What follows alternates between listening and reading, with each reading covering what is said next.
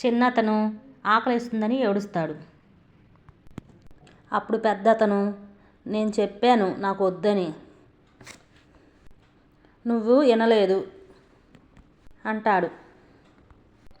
ఇక్కడే ఉండు, నేను ఇప్పుడే వస్తానని పెద్దతను వెళ్తాడు. వెళ్ళి దోసకాయ కోసుకొని తీసుకొస్తాడు. అది చాటుగా ఉన్న చిన్నతను కూడా చూస్తాడు.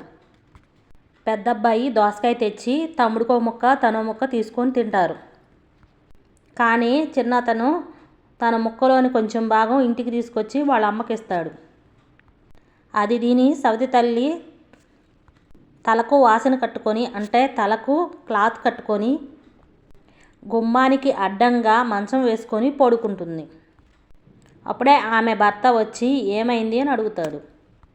అప్పుడు ఆమె, నాకు తలనొప్పిగా ఉంది, మన పొలంలో దోసతీగ ఉంది, దాన్ని కాల్చి దాని బూడిద తెచ్చి బొట్టు పెడితేనే నాకు ఈ తలనొప్పి తగ్గిద్ది, లేకపోతే తగ్గదు అని భర్తకు చెబుతుంది.